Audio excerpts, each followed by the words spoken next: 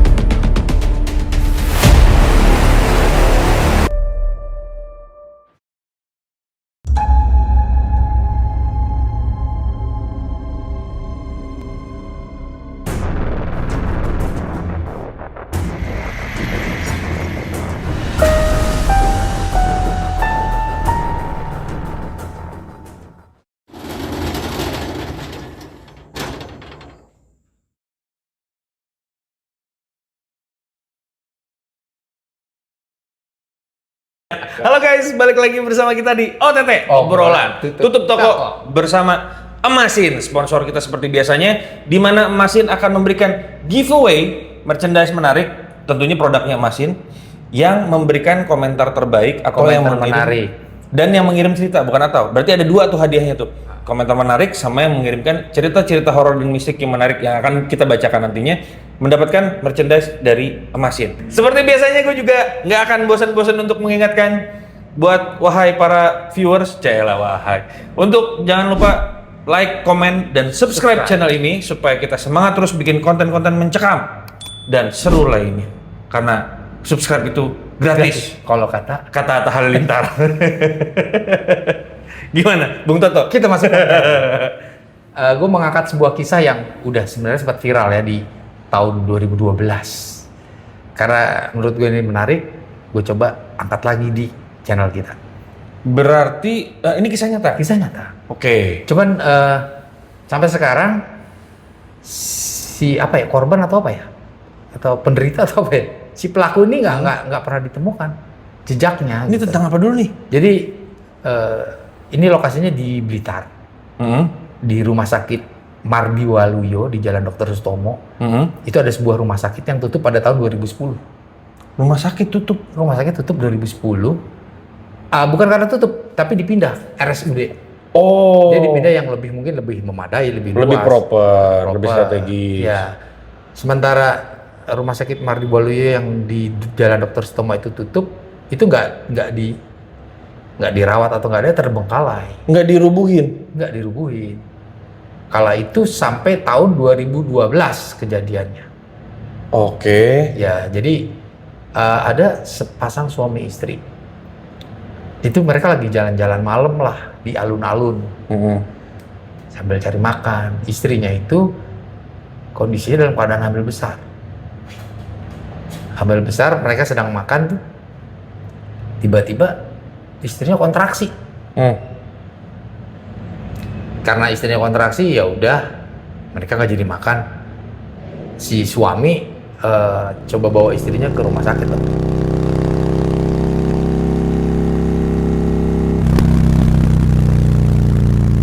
Jalanlah mereka menyusuri kota mencari rumah sakit terdekat. Tibalah mereka di depan rumah sakit Mardi Waluyo yang sudah tutup itu. Oh, yang tuanya. Yang tuanya yang sudah terbengkalai. Tapi pandangan si suami dan pandangan si istri, itu rumah sakit masih seperti beroperasi seperti biasa. Waduh. Ada security-nya, ada perawatnya, ada pegawai-pegawai. Lampu nyala. Lampu nyala walaupun redup ya. Oke. Pengakuan mereka walaupun redup. Akhirnya mereka masuk ke situ. Ketika masuk di pelataran rumah sakit, disambut sama security. Pak, mau bersalin ya? Gitu. Akhirnya dibawa ke ruang pendaftaran, tapi sama perawat langsung ditujukin langsung Pak ke ruang persalinan. Langsung persalinan? Iya, karena kan kondisinya lagi kontraksi. Oke. Jadi langsung penanganan gitu. Akhirnya diambil berangkar, si istri dinaikin ke berangkar tuh. Udah, suami dengan tim nakesnya ya, bawa si istri ke ruang persalinan.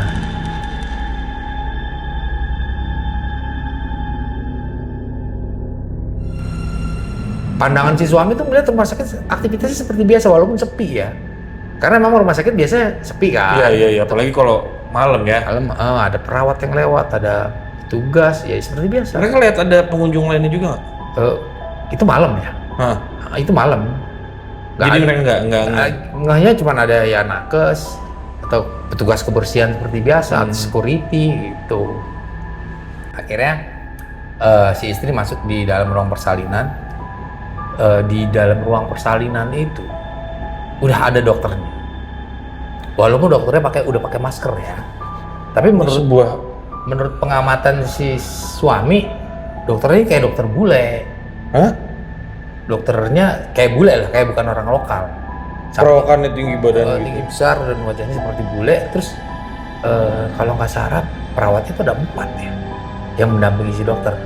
Ini gue kalau flashback tentang Rumah Sakit Mardi Waluyo itu kalau nggak salah dibangun tahun 1942.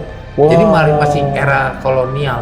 Iya. Dan dulu emang sempet ada dokter-dokter dari Belanda. Gitu. Jadi apa yang dilihat si suami itu seperti bule, dokter bukan orang lokal lah. Si dokternya terus negur ke suaminya. Ini kita harus langsung proses persalinan. Jadi bapak tunggu di luar ruangan. Jadi menurut si suami, dia harus nunggu di luar ruangan karena nggak boleh mengganggu. Padahal di era 2012 biasanya suami itu wajib nemenin justru. Tapi ini dia suruh nunggu di luar. Kayak zaman dulu banget ya? Iya, karena dia ngelihat kondisi istrinya udah mungkin udah bukaan tinggi ya, udah bukaan 8, ya udah akhirnya suaminya ngalah, nunggu di luar. Nunggu di luar, ada kursi itu di ruang tunggu. Dia mulai melihat satu keanehan, tapi dia masih menganggap dia masih menormalisasi lah keanehan itu. Kayak kok dia baru sadar sih baju susternya tuh baju suster tahun jadul gitu. Kayak cosplay ya mereka jadi suster zaman dulu gitu. Terus ya petugas kebersihan juga baju-baju zaman dulu. Apa sebelumnya ini ada acara ya rumah sakit ini, pikiran dia gitu. Mereka harus diwajibkan pakai kostum jadul. Yang di pikiran si suami gitu. Sambil dia mengamati, sepi sih. Terus dia juga melihat kayak ada lampu-lampu yang udah mulai rusak, mati gitu. Dinding-dinding terkelupas, tetap dia ngeliat itu gitu. Kayak rantai-rantai ada yang rusak, kok kayak nggak terawat. Cuman diabaikan lah, mungkin memang perawatan dari pemerintahan yang kurang kali ya. Karena itu kan rumah sakit umum ya, RSUD. Akhirnya nggak berapa lama tuh dia dengar suara bayi nangis.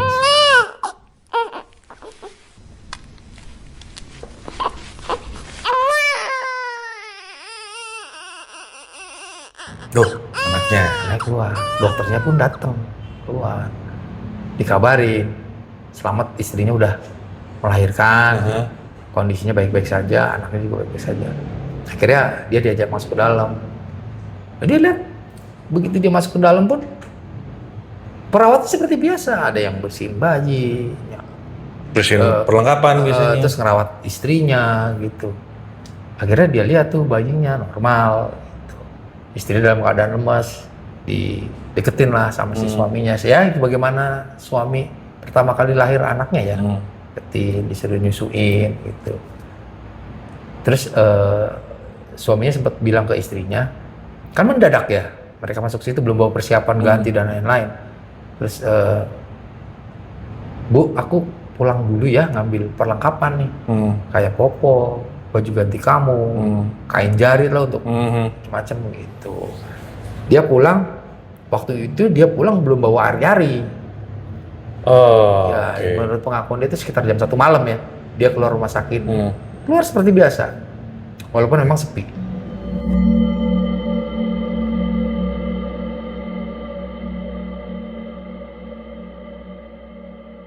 Lebih sepi dari dia masuk. Iya. Ya karena lebih malam juga kan. Lebih malam. Dia dia starter motor, dia keluar tuh udah nggak ada security juga, dia nggak seperti tadi dia masuk. Tuh, dia pulang ke rumah, ambil perlengkapan semuanya, termasuk dia beli makanan, tapi dia nggak bersegera untuk rumah sakit saat itu, sempat istirahat di rumah. Dia pikir ntar lah balik jam 4-an gitu, karena jam 1. Oh, udah aman juga nih, anaknya udah lahir gitu. Karena ada yang rawat juga. Akhirnya sampai di rumah sakit tuh dia menjelang subuh ya. Begitu dia sampai di depan rumah sakit, dia baru ngeliat kondisi rumah sakit yang sesungguhnya.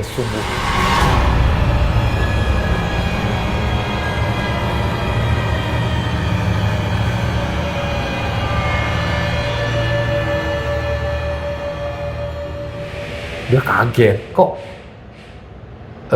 itu gerbangnya aja udah karatan gitu, lampu pada mati. Dia baru istighfar itu, astagfirullahaladzim, ternyata ini rumah sakit tuh udah nggak beroperasi gitu. Jadi selama ini pandangan dia tuh dibikin ada yang mempengaruhi kali ya, dari alam gaib gitu. Dia baru sadar dan dia shock karena anak istrinya ada di dalam. Iyalah. Akhirnya dia ke dalam dan itu pintu utama rumah sakit itu ternyata dalam keadaan tertutup, setengah tertutup gitu loh, hampir rapet dan sudah karatan.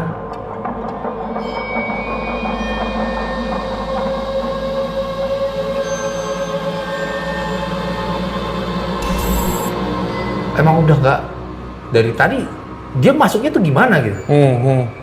Gue juga bingung, tapi pas dia masuk tuh udah keras. Itu udah keras banget dibuka. Karena udah lama ya nggak dipakai ya, 2 tahunan lah. Udah dia agak dorong sampai berderit itu. Sampai dalam itu benar-benar sepi, lampu satu pun nggak ada yang nyala. Karena udah 2 tahun nggak dipakai. Iya, 2 tahun nggak pakai mah. Hanya di depan aja tuh, bagian depan. Bagian dalam tuh nggak ada.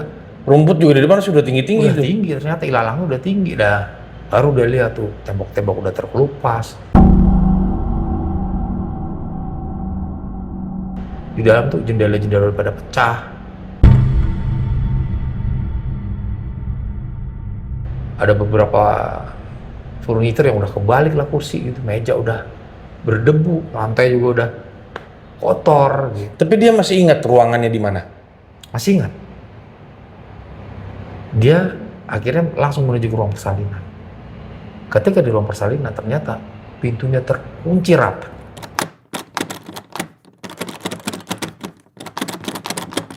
Waduh. Kunci rapat, dia teriak dong manggil istrinya kan. Nggak ada jawaban, dia semakin panik tuh. Akhirnya dia gimana cara coba dobrak. Pintu itu terbuka. Tapi memang begitu dia masuk, itu kosong.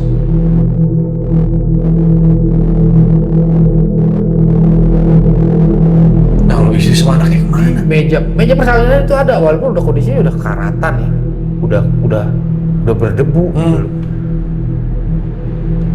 Ya, dia udah bingung, udah nggak habis pikir apa bener tadi posisi melahirkan di sini atau nggak di sini gitu loh. Dia udah sempet ragu gitu loh. Tapi yang namanya dia punya rasa tanggung jawab ya sama anak istrinya ya. Dia khawatir dengan gimana keadaan. Dia masukin satu persatu ruangan. Setiap kamar tuh dimasukin. Kan ada beberapa kamar perawatan yang terbuka. Itu dia masuk.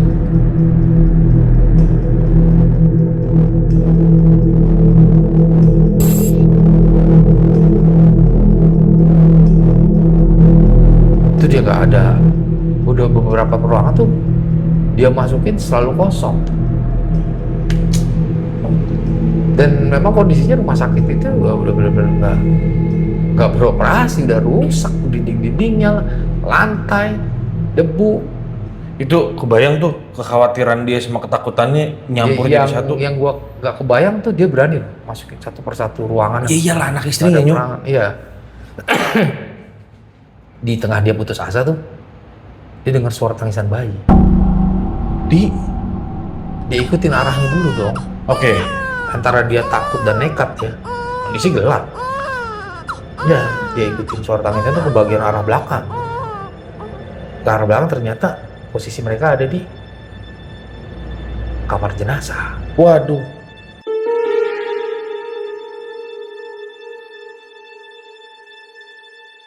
Jadi istri dan anaknya di kamar jenazah.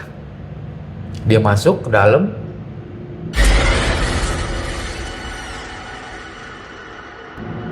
Dia lihat anaknya emang lagi nangis di situ. Istrinya dalam keadaan pingsan.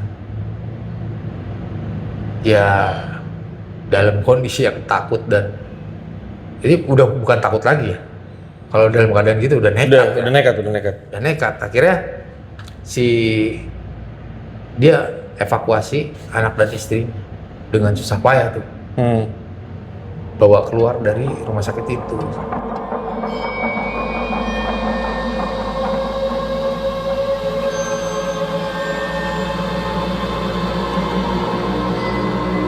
Jadi ketika dia udah sampai luar tuh udah mulai terang ya.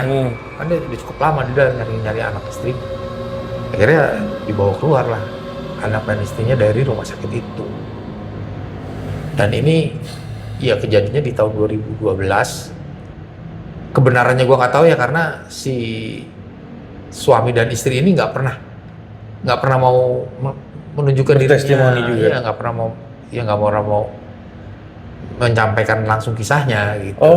Dan di beberapa channel YouTube horor yang lain juga udah sempat dibahas. Gue coba mengungkap mungkin lagi. Era zaman segitu sampai masuk infotainment kali ya? Iya nggak sih? Gini ya, tahun 2012 udah lama banget ya. Iya. Cuma kan maksudnya kalau sesuatu hal yang viral kan biasanya kalau zaman dulu masuknya ke situ kan. Nah, kalau kita bilang ini halusinasi, terlalu ini ya. Siapa yang membantu dia? Kalau menurut kesaksian warga sih, itu ya makhluk halus yang menghuni rumah sakit tersebut. Karena beberapa warga juga pernah mengalami peristiwa kayak lewat situ tuh ada suara teriakan. Lewat itu kayak ada suara masih ada kegiatan, aktivitas gitu.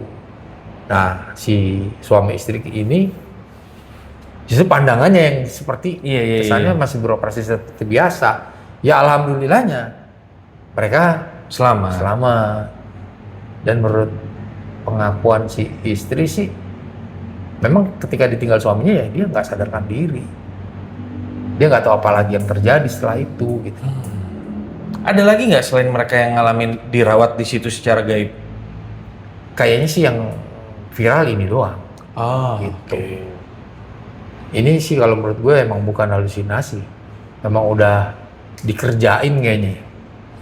Bisa. Tapi positif dong. Dia kan membantu persalinan. Iya. Itu cuman mungkin kalau dibilang halusinasi bisa dibilang karena memang ya rumah sakit kan juga tadinya tempat banyak aktivitas ya. Iya. Otomatis spend energinya di dalam situ tuh banyak gitu. Medan energi yang besar pada saat itu. Apalagi rumah sakit tua gitu. Jadi kayak ya mungkin memanggil aja gitu. Apalagi pas kebetulan pasangan suami istri ini butuh tempat untuk bersalin. Kita nggak pernah tahu tujuan mereka baik atau buruk, tapi kalau dilihat dari yang berhasil keluar dari rumah sakit pasangan suami istri itu selamat, berarti alhamdulillahnya baik. Yang kita pun tidak tahu kenyataan sampai sekarang karena mereka tidak mau bertestimoni. Ya, itu yang sulit tuh. Itu. Jadi warga setempat aja sih yang menyampaikan kisah ini. Mungkin si suami istri ini menyampaikan ke masyarakat setempat, akhirnya viral. Itu. Nggak kebayang sih kalau ada situasi kayak gitu. Gue tadi tuh curiga kayak ya yang namanya rumah sakit dan pada saat proses persalinan kan kita sama-sama udah punya anak ya. Iya. Kan biasanya lama ya, meskipun masuk ke dalam udah bukan berapa terus mesti masuk ke ruang persalinan kan takes time itu kok. Pelayanannya cepat ya. Cepat banget gitu. Iya. Terus kayaknya smooth aja gitu proses kelahirannya, nggak ada drama, nggak ada proses apanya dulu gitu. Ya nggak tahu juga karena suaminya kan di luar. Iya sih. Harusnya istrinya yang tahu gimana proses melahirkan. Cuman di sini juga nggak sadar.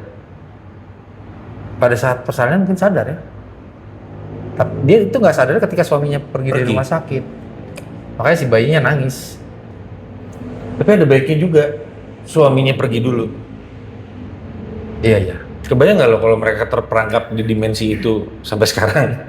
Oh iya juga sih. Iya. Dan katanya kan katanya nih ya, kita nggak tahu nih mereka benar-benar halusinasi atau mereka memasuki dimensi tertentu di luar dimensi 3 dimensi normal seperti manusia biasa nih.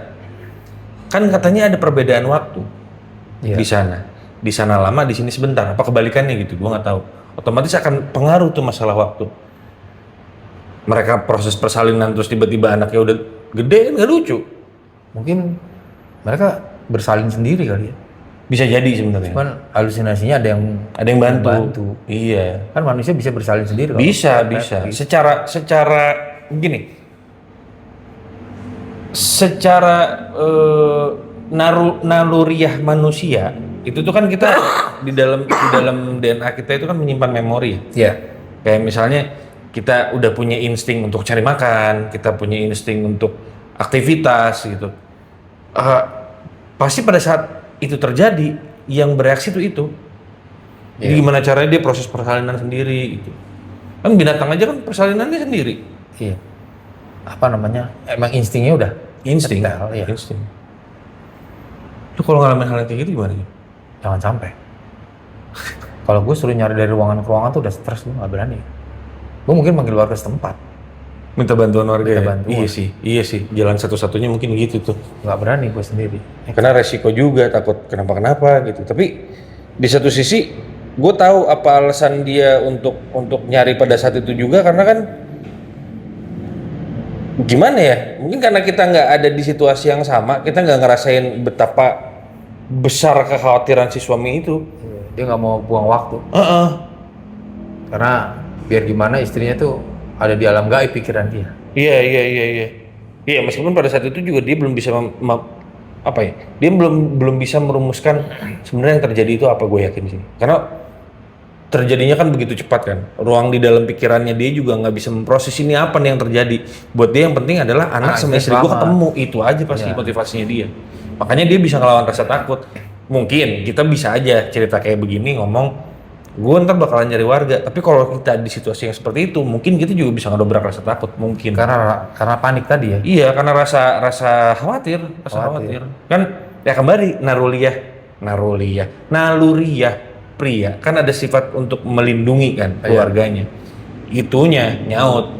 Kayak dia bela-belain cari setiap ruangan, meskipun gelap, meskipun kotor, meskipun minim pencahayaan, dilabrak sama dia. Lumayan ini juga ya, lumayan menyeramkan banget ya. Maksudnya gue pada saat lu cerita kan langsung, apalagi berada di situasi itu. Anak 3 kan, pernah ngalamin 3 kali proses persalinan kan. Jadi ngerasa, kalau gue di posisi kayak gitu gimana gitu. Nah, menurut kalian gimana guys? Para bapak-bapak yang sudah ngalamin persalinan nih, melewati proses persalinan, kalau ada di situasi seperti itu, gimana reaksi kalian? Atau mungkin ada warga Blitar yang update juga kondisinya sekarang gimana? Iya bener, paling valid itu. Buat warga Blitar, tolong dong komentar. Karena komentar Anda juga selain kita ditunggu juga nih sama Masin untuk diberikan hadiah merchandise menarik giveaway-nya dari Masin. Cukup sekian edisi OTT kali ini. Jangan lupa like, share, komen, dan subscribe. Jangan lupa juga kirim cerita horor menarik lainnya ke email kita. Yang menarik, yang bikin bulu kuduk kita beri.